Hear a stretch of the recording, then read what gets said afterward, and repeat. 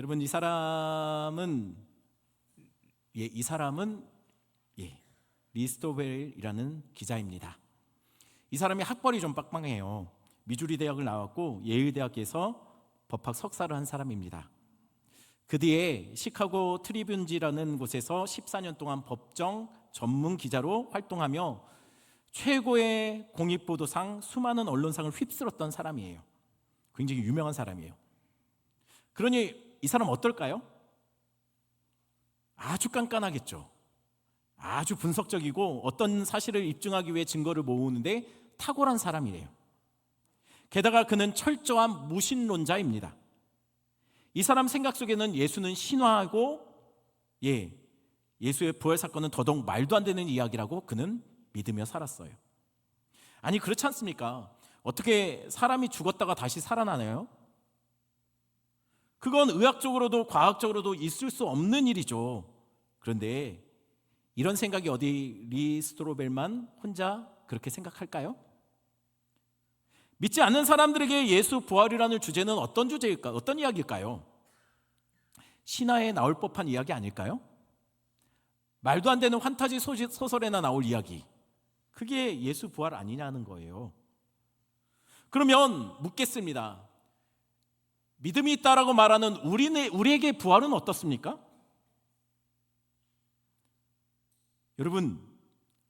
여러분은 예수님의 부활을 어떻게 받아들이십니까? 혹시 부활 사건이 우리에게 콩밥에 섞여 있는 콩 같지 않습니까? 이게 무슨 말일까요? 요즘 김지현 목사 설교 제목이 좀 이상하죠. 여러분, 저희 아이들은 콩을 안 좋아해요. 그래서 콩밥을 주면 밥에서 콩을 골라내요. 그러면 그걸 보는 부부는 어떨까요? 빼지 마라. 다 피가 되고 살이 된다 해요. 자기는 콩이 입맛에 안 맞는데 콩밥을 주니까 빼고 먹자니 엄마 아빠가 자꾸만 눈치를 줘요. 근데 그냥 먹자니 입맛에 안 맞고, 그래서 아이들은 불편하다는 거예요. 믿는 사람들에게 성경에 나오는 초자연적인 역사들, 부활 사건들, 이것이 콩밥에 섞여 있는 콩과 같은 것이 아니냐라는 거예요. 빼고 믿었으면 좋을 것 같아요. 빼고 읽으면 참 편할 것 같다는 거예요. 그런데 자꾸만 그 콩밥에 있는 콩처럼 안 믿어지는데, 이걸 안 믿자니 눈치 보이고, 그냥 고지곳대로 믿자니 내 이성적인 판단, 상식의 입맛에는 동의가 안 되고, 그래서 분위기상 다들 그런다고 하니 아멘이라고 말하지만 몇 사람이 과연 정말 아멘이라고 했는데 믿을까? 라고 생각하는, 아멘이라고 말하지만 실제로는 믿어지지 않는, 역시 우리에게조차도 신화 같은 사건으로 여겨지는 것, 그게 부활과 성경에 나오는 기적이 아니냐는 거예요. 그래서 성경을 읽고 연구하는 사람들 중에 성경에 나오는 기적과 같은 능력, 어떤 초자연적인 사건들을 우리가 좀 빼고 보자, 우리가 스스로 과학적으로 검증이 되지 않은 것은 그것들은 일단 성경에서 없는 걸로 생각하자, 그것을 인정하지 않고 한번 보자 라고, 그렇게 성경을 연구하기 시작하는 신학 학파가 나타납니다. 그게 바로 자유주의 신학자들이에요. 이들은 성경에서 소개되는 모든 초월적인 역사 빼고 본문을 해석하려는 시도를 합니다. 예를 들면 이런 거예요. 여러분, 오병이어 사건은 예수님이 물고기 2마리와 보리떡 5개, 어린아이가 바친 그것을 갖고 장정만 5,000명입니다. 어린아이, 여자까지 다 합치면, 노인까지 합치면 2만 명 정도로 생각해요. 여러분, 아이가 싸온 도시락, 물고기 2마리와 보리떡 5개. 이 물고기가 참치 이런 거 아니에요. 멸치 같은 거예요. 그거 갖고 2만 명의 사람을 먹이고 12광주리가 남았대요. 어떤가요? 에이, 거짓말. 이게 자유주의자들의 반응이에요. 그럼 자유주의학자들은 오병이어를 어떻게 해석할까요? 자유주의학자들은 오병이어를 이렇게 해석해요. 작은 꼬마가 다 같이 먹자고 자기가 가지고 온 도시락을 내놨다는 거예요. 그게 물고기 2마리와 보리떡 5개라는 거죠. 그런데 그 모습을 보고 어른들이 찔리는 거예요. 왜 찔립니까? 알고 보면 자기들도 다 이렇게 자기 먹을 거를 꿍쳐놨거든요. 근데 꼬맹이가 그걸 다 같이 나눠 먹고 싶어요 하고 예수님께 바치니 자기들은 막 속으로 양심이 그렇다는 거예요. 그런데 예수님이 그걸 받고 어떻게 합니까? 진짜 모든 이 2만 명의 사람을 그거 갖고 나눠줄 것처럼 기도하기 시작해요. 그때 기도하는 중에 여러분 역사가 일어납니다. 어떤 역사가 일어납니까? 기도 중에 그 물고기 2마리와 보리떡 5개가 막 불어납니까? 그게 아니라는 거예요. 예수님이 기도하는 동안 사람들이 슬금슬금 자기가 꽁쳐왔던 그 음식들을 한 배에다가 내려놓기 시작해요. 그리고 기도가 끝나고서 눈을 떴더니 엄마나 불었네요. 그거라는 거예요. 그래서 그걸 가지고 다들 배부르게 먹고 행복하게 오래오래 즐거운 시간을 가졌더랍니다. 끝. 이게 자유주의 학자들이 해석하는 오병이어의 해석이에요. 그러니 교훈이 뭐죠? 교훈이 뭡니까? 우리 모두 서로 욕심 부리지 말고 서로 나누며 살아요. 이게 교훈입니다. 어떤가요? 혹시 듣고 보니 그런 것 같네 하시는 분, 다른 곳에서 성경 공부 같이 하자고 하면 가지 마세요. 절대 가면 안 돼요. 그분 못 돌아와요. 기억하십시오. 성경은 성경 말씀 그대로 사실입니다. 그대로 역사입니다. 그대로 진리입니다. 왜요? 이게 우리 편에서는 기적은 말이 안 돼요. 그런데 하나님 편에서 기적은 말도 마세요. 그것뿐입니까? 하나님 못하실 일이, 능치 못한 일이 없다는 거예요. 그러니 기적과 부활 사건은 성경에서 빼내야 될 콩밥의 콩이 아니라는 거예요. 오히려 맨밥 위에 올려진 반숙한 계란 후라이 같은 것이 바로 부활과 기적이에요. 왜 있잖아요. 그 노린자를 수저로 톡 터트리면 크리미한 그 반숙의 그 노린자가 막 흘러내리면서 막 김이 모락모락 나는 그 밥에 막 섞이면 여러분, 성경에서 기적과 하나님의 역사를 빼버리면 맨밥이에요. 맨밥. 그냥 재미없는 도덕책 처세술이에요. 그 이상도 그 이하도 아닙니다. 성경이 진짜 값이 사라지는 거예요. 하지만 부활이 믿어지고 기적이 믿어지면 그 재미없고 보면은 수면제 같던 그 성경 말씀이 살아서 움직이기 시작해요. 이거는 성도의 삶에도 마찬가지입니다. 신앙이 빠지면 성도도 이도저도 아닌 무기력한, 그냥 도덕적으로 조금 열심히 살려고 하는 사람, 착하게 살려고 노력하는 사람에 불과하게 된다는 것이죠. 오늘 본문에 부활 신앙에 빠진 성도들이 소개되고 있어요. 그들이 누구냐면, 놀라지 마십시오, 바로 예수님의 제자들, 사도들. 그들이 부활 신앙이 없어서 영 형편없는 모습을 보이고 있어요. 에이, 설마요. 예수님의 제자들이 무슨 부활 신앙이 없습니까? 정말입니다. 예수님의 제자들이 예수 부활을 당최 안 믿어요.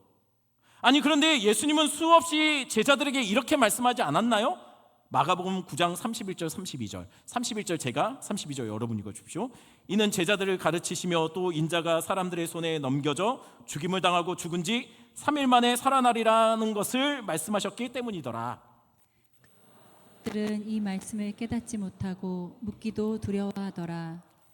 예수님은 제자들에게 자신은 죽을 것이고 3일 만에 살아나실 것이다 라는 것을 이미 수차례 얘기했어요. 그런데 제자들이 그걸 안 믿어요. 왜 안 믿죠? 예수님의 십자가와 부활 사건이 그들에게는 콩밥에 섞여 있는 콩처럼 느껴졌거든요. 빼내고 싶은 거예요. 왜요? 십자가는 받아들이기 불편한 콩이에요. 부활은 이성적으로 말이 안 되는 신화 같은 이야기, 그래서 뽑아내고 싶은 콩이죠. 그래서 예수님은 수차례 그분의 십자가 부활을 말을 했어요. 분명히 말했어요. 들었어요, 제자들도. 근데 그거를 빼고 믿은 거예요. 빼고 들은 거죠. 여러분, 그런데 그 불편한 사건이, 십자가 사건이 실제로 일어납니다.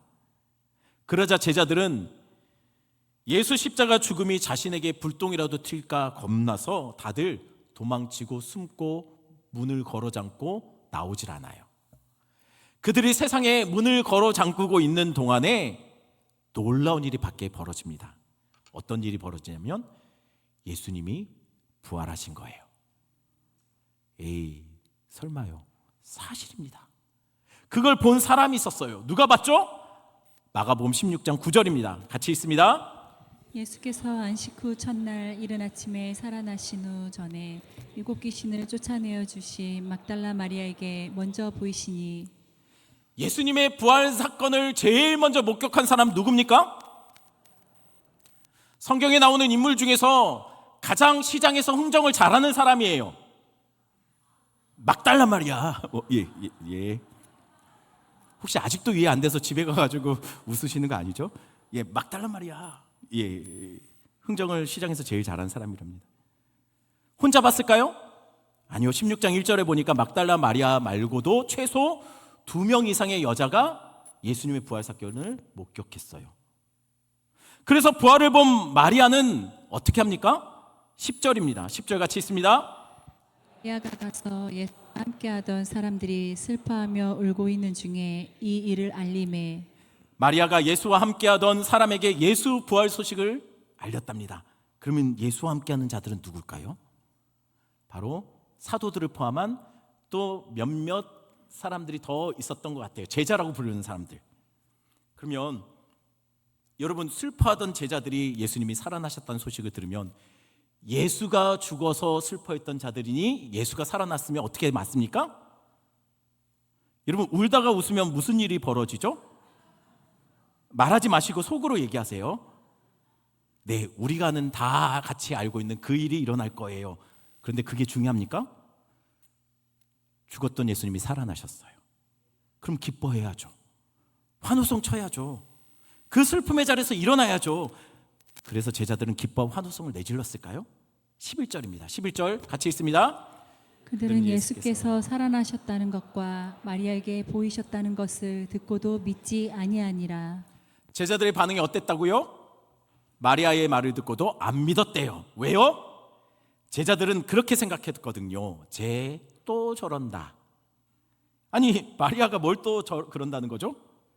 왜 있지 않습니까? 여러분, 있잖아요. 동네마다 머리에 꼭 꽂고 돌아다니는 여자. 예전에 동네에 그런 사람들 하나씩 있었잖아요. 마리아, 막달라 마리아가 전직 머리에 꼭 꽂고 돌아다니던 여자였어요. 이게 무슨 말이냐면 성경에 막달라 마리아를 이렇게 소개합니다. 전에 7 귀신 들렸던 여인. 그래서 예수님이 그 귀신 들림에서 고쳐준 여인. 여러분, 그러니 제자들은 막달라 마리아, 이전에 꼭 꽂고 돌아다니던 여자가 와서 예수님 살아나셨대 라고 말하니 여러분, 제자들은 무슨 생각이 들었을까요? 얘가 지금 예수님 죽고 나자 충격받아서 또 귀신 들렸나? 왜 헛소리를 하나? 라고 생각하지 않았을까요? 게다가 막달라 마리아는 여자예요. 아니, 여자가 어때서요? 에이, 여자 말을 어떻게 믿어요? 여러분, 오해하지 마십시오. 이거 제 얘기가 아니라 당시 문화에서 그랬다는 거예요. 여자가, 여러분, 왜 그랬냐면 당시 여자는 재판에서 증인이 될 수가 없었어요. 증언을 해도 증거로 채택을 못합니다. 왜요? 여자 말을 어떻게 믿습니까? 다시 말하지만 제 말이 아니라 성경 말씀도 아니고 당시 유대 문화가 그랬다는 거예요. 이건 아마도 아담과 하와 사건에서 하와가 따먹고 아담에게 그걸 주잖아요. 그것 때문에 영향이 있는 것 같아요. 여러분, 하지만 이거는 옛날 얘기죠. 이거 수습을 해야 되는데, 전 여자 말을 들으면 자다가도 떡이 나온다는 진리를 믿습니다. 그래서 오늘 점심 때 떡 나오잖아요. 전 하나님 다음으로 아내 말을 믿습니다. 하지만 제자들 당시 문화 속에서 내가 봤다, 나만 본 게 아니라 다른 여자들도 봤다라고 했을 때, 여러분, 부활의 최초 목격자들 여자의 말을 제자들은 가볍게 흘려들었을 거라는 거예요. 에이, 여자 말을 어떻게 믿어? 라고요. 그러자 그 뒤에 누가 들어옵니까? 12절이에요. 12절 같이 있습니다. 그 후에 그들 중 2사람이 걸어서 시골로 갈 때 예수께서 다른 모양으로 그들에게 나타나시니 제자 중에 2사람이 이번에는 예수님이 십자가에 죽으셔서 자기네들도 큰일 날 것 같아서 자기 고향으로 도망쳤다가 가는 도중에 누굴 만났다고요? 부활의 예수님을 만난 사람이 있어요. 그래서 유턴해서 다시 돌아옵니다. 그들이 가려고 했던 곳이 어디냐면 바로 엠마오예요. 이들이 누구냐면 바로 그 노래의 주인공들입니다. 엠마오 마을로 가던 그 두 제자. 이 노래 모르나요? 예, 알면 옛날 사람이고요. 예. 이들이 바로 예수 십자가 때문에 무서워서, 예수님 죽으시니까 무서워서 도망친 거예요, 엠마오로. 근데 그곳에서 예수님 만나고 다시 예루살렘에 돌아와요. 그리고 예루살렘에 가서 제자들에게 말합니다. 예수님 다시 사셨다고, 내가 봤다고, 함께 걸었다고. 자, 이번에는 머리에 꽃 꽂은 여자 아니에요. 제자 중에 믿을 수 있는 2명이 이런 증언을 해요. 당시 증인의 증언은 증거로 받아들여지기 위해서는 최소 2명의 증인이 동일한 증언을 해야 됐어요. 근데 이들은 최소 2명이 지금 동일한 증언을 하고 있습니다. 예수님 살아나셨다고. 그러면 이건 법적인 능력이 있는, 증거 능력이 있는 증언이에요. 그러면 이번에는 제자들을 믿었겠죠. 이번에는 믿었겠죠. 그런데 13절입니다. 13절 같이 있습니다. 두 사람. 저 남은 제자들에게 알리었을 때 역시 믿지 아니하니라. 두 사람이 가서 전에도 제자들이 웃기시네, 말도 안 되네 라고 한 거예요.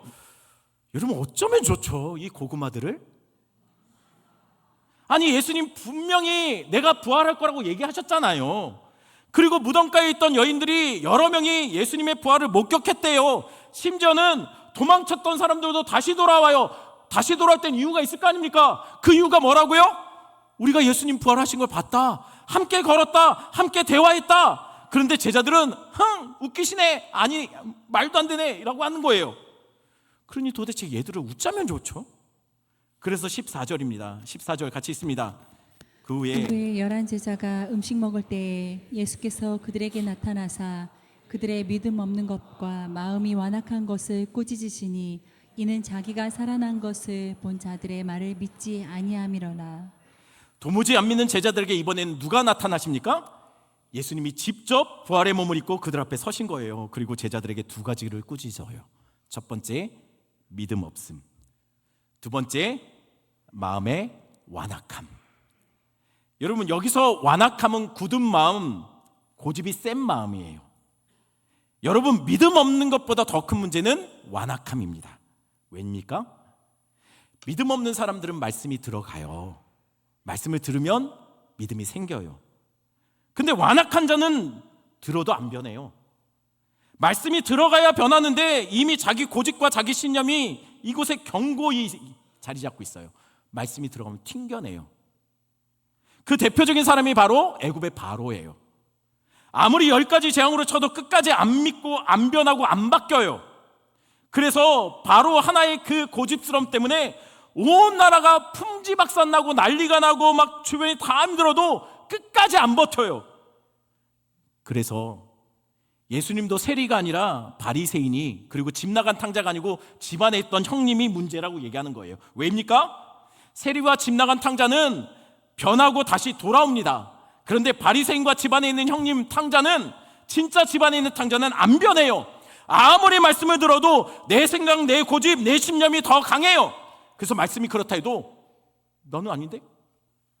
아무리 말씀을 들어도 여전히 내 생각이 조금도 움직이지 않는다는 거예요. 제자들이 그러고 있어요. 아무리 예수님이 자신은 부활할 거라고 말씀하셔도 그것만 빼고 자기가 맞는 것들만 받아들이고 있는 거예요. 그리고 주변의 사람, 직접 본 사람, 심지어는 함께 했던 사람들이 돌아와서 내가 예수님과 함께 동행했다 해도 그들은 그렇게 말해요. 죽은 자의 부활은 없다. 그게 말이 되냐? 끝까지 안 믿는 거예요. 그러니 제자들은 죽었다 깨어나도 안 믿는 사람이에요. 예수님이 죽었다 깨어났는데도 안 믿어요. 그러니 이런 제자들을 웃자면 좋죠? 다들 제자에서 잘라버릴까요? 그래서 예수님은 제자들을 잘랐습니까? 이거 어디다 써먹습니까? 15절입니다. 15절 예수님이 그래서 이렇게 말을 하는 거예요. 같이 있습니다. 또 이르시되 너희는 온 천하에 다니며 만민에게 복음을 전파하라. 에구머니나 예수님이 이 완악하고 믿음 없는 제자들에게 뭐라고 하고 있죠? 사명 주시고 있어요. 어떤 사명입니까? 그냥 간단한 일 시키나요? 아니요. 온 천하에 다니면 만민에게 복음 전하고 다녀라라고 얘기해요. 증인의 사명, 선교사의 사명을 주고 있는 거예요. 그런데 이상하잖아요. 부활을 믿지도 않는 자를 어떻게 증인의 사명, 선교의 사명을 주십니까? 안 믿는데 어떻게 전하죠? 여러분 기억하셔야 됩니다. 안 믿으니까 더욱더 사명 안에 가두시는 거예요. 하나님의 인사 방식이 그래요. 우리가 볼 때는 하나님이 하시는 세우는 사람들, 야는 아닌데라고 하는 사람을 하나님은 사용하세요. 형편없는 사람이니까 사용하시는 거예요. 왜요? 형편없어야, 내가 아무것도 못한다 해야, 그래야 하나님을 의지하고 기도하거든요. 그러니 교회 일, 주님 일은 난 못합니다, 나는 안 됩니다, 내가 무슨 이런 사람이 해야 맞아요. 선교도 마찬가지입니다. 내가 무슨 선교입니까? 나는 아무것도, 난 믿음이 약해서. 아니, 그런 사람이 가야 해요. 여러분, 선교는요, 제가 여러 번 나가봤지만 선교는요 늘 출발하기 전에 그래요. 내가 가서 다 그냥 뒤집어 놓고, 그 나라 내가 가면 야, 그 나라 큰일 났다, 이젠 다 뒤집어진다. 하지만 가서 돌아올 때는 뭡니까? 내가 변해요. 내가. 하나님은 그 사람을 사용하실 때 그 사람을 변화시키기 위해서 사용하신다는 거예요. 여러분, 그러니 하나님은 늘 부족한 자를 사용해요. 내가 해야지, 내가 아니라는 거예요. 여러분, 제자들 보세요. 나중에 어떻습니까? 이 말도 안 되는 부활을 믿지도 않는 사람들, 그래서 죽음이 무서워서 도망쳤던 사람들이, 그리고 문 걸어 잠고 숨어있던 자들이 나중에 어떻게 됩니까? 요한 빼고요, 다들 순교의 길을 묵묵히 걸어가요. 다 순교자가 돼요. 이게 부활 신앙 없이 가능합니까? 여러분, 부활 신앙이 없이 부활이 안 믿어지는데 여러분 자기의 목숨을 그렇게 던질 수 있을까요? 여러분, 저를 보세요. 제가 여기 서 있을 사람이 아니잖아요. 제가 뭐 학력이 좋습니까? 머리가 좋나요? 여러분, 그냥 하는 말이 아니에요. 저희 아내랑 저랑, 제가 오산제일교회 담임 목사 된 것이 정말 은혜라고 늘 말해요. 제가 여러분들에게 이전에도 말씀드렸던 것처럼 전 어렸을 때 말더듬이었어요. 그래서 늘 어머니가 저랑 대화하면 답답하다고 많이 혼냈어요. 그래서 저희 어머니가 제가 목사가 되었어도 늘 걱정하는 것이 그거였어요. 저거 어디 가서 설교나 제대로 할까? 그래서 그러셨나 봐요. 뭘요? 제가 지금 목회를 26년째 하는 거거든요. 어머니가 제 설교를 작년에 처음 들었대요. 26년 했는데 25년 만에. 그것도 어머니가 제 설교를 듣고 싶어서 들은 게 아니라 어머니 지인이 제 설교를 링크로 해서 어머니한테 보냈대요. 이게 뭔가 하고 클릭했다가 보게 된 거래요, 처음. 저도 모르는 그분이 저희 어머니에게 제 설교를 링크해서 보낸 거죠. 그리고 저에게 그래 말씀하셨어요. 걱정 많이 했는데 좀 하더라. 여러분, 이 정도면 제가 한번 친자 확인해야 되는 거 아닌가요? 그러니 이상하지 않나요? 하나님 왜 그러실까요? 당최 왜 이런 사람 세울까요? 오늘 본문을 보세요. 부활의 첫 증인이 누굽니까? 전지 머리에 꽃 달고 다니던 여자예요. 십자가 앞에서 겁먹고 자기 고향으로 도망쳤던 사람 하나님 붙잡아서 다시 유턴시켜가지고 다시 예루살렘에서 예수 부활하셨다고 외치게 만들어요. 그리고 아무리 말해도 예수님 부활을 믿지 않았던 지독하게 말 안 듣는 그 제자들을 선교의 전면에 세우세요. 뭘 믿고요? 그 중요한 일을 왜 그들에게 맡깁니까? 아니, 부활이 안 믿어지는 사람을 왜 선교사로 세우나요? 여러분, 서론에 소개됐던 그 리 스트로벨이라는 사람의 이야기를 계속하겠습니다. 여러분, 예수는 신하다라는 신념, 예수는 다 거짓된 만들어진 이야기다라고 그런 신념으로 살았던 그에게 어느 날 예기치 못한 큰 문제가 생깁니다. 그 문제가 뭐였냐면요, 예기치 못하게 이런 일이 일어날 줄 몰랐는데 그만 마누라가 예수를 믿게 됐어요. 어쩌면 좋죠? 이 사람은 이게 굉장히 큰일이라고 생각했어요. 그래서 그때부터 마누라를 정신 차리게 하려고 한 가지 프로젝트를 착수합니다. 그게 뭐냐면 바로 아내가 믿는 예수, 그중에서 그의 부활이 거짓말이라는 것을 밝혀내는 프로젝트를 시작한 거예요. 이를 위해서 그동안 그가 탐사보도를 하면서 만났던 그 유명했던 의사, 역사학자, 심리학자들을 만나며 인터뷰를 따기 시작해요. 그리고 그는 전문 지식의 도움을 받아서 자료를 수집하기 시작합니다. 다음과 같은 전제를 증명하기 위해서 자료를 준비해요. 첫 번째, 의학적인 검증. 예수는 십자가에 죽지 않았다. 잠깐 기절했다 깨어난 거다. 두 번째, 심리학적 검증. 제자들이 집단 환각을 일으켜 예수가 부활했다고 착각한 거다. 세 번째, 고고학적인 검증. 성경이 전달되는 과정에서 내용이 왜곡되고 과장되고 누군가가 바꿔놓은 거다. 그러니 그의 믿음은, 그의 조사는요, 믿기 위해서 시작한 조사가 아니에요. 안 믿고 안 믿게 하려고 시작한 조사예요. 그러니 그에게 중요한 의미 있는 자료는 뭡니까? 예수 부활이 거짓이라는 것이 의미 있는 자료였어요. 그런데 조사를 시작했는데 어라? 자꾸만 부활이 거짓이라는 증거보다 부활이 사실이라는 증거들이 계속 나오는 거예요. 처음엔 당황스러웠대요. 혼란스러웠대요. 그래도 그는 조사를 멈추지 않습니다. 그런데 조사를 진행하면 할수록 더 부활이 사실이라는 증거들과 자료들만 쏟아지더래요. 결국 그는 2년 만에 그의 프로젝트를 멈춥니다. 그리고 그의 보고서의 마지막 문장으로 이런 문장을 적어놨어요. 믿지 않기 위해 필요한 믿음보다 믿기 위해 필요한 믿음이 훨씬 더 적었다. 그래서 그 쉬운 것을 하기로 했대요. 믿기로 했다는 거예요. 그리고 그는 예수 부활이 거짓이라는 것을 입증하기 위해서 모아놨던 증거들을 가지고 이런 책을 씁니다. 예수는 역사다. 그리고 그 책이 후에 영화로도 만들어져요. 아마 제가 알고 있기로는 넷플릭스에 올라 있는 걸 알고 있어요. 지금 그는 목사가 되어 있고 기독교 변증가고 신학교 교수로 활동하고 있습니다. 여러분 기억하십시오. 부활은 역사예요. 그걸 어떻게 할 수 있죠? 변화된 사람들이 증거예요. 여러분, 사람들은 쉽게 변하지 않습니다.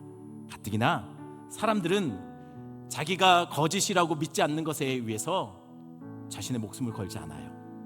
근데 여러분, 기독교 역사를 보세요.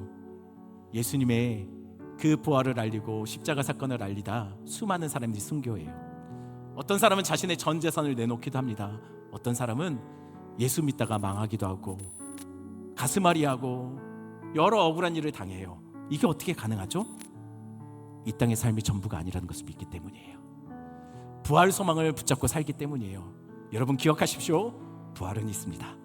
그래서 여러분들이 신앙 때문에 가슴앓이하고 때로는 손해보는 거, 그거 손해가 아니라는 거예요. 우리에겐 천국이 있어요.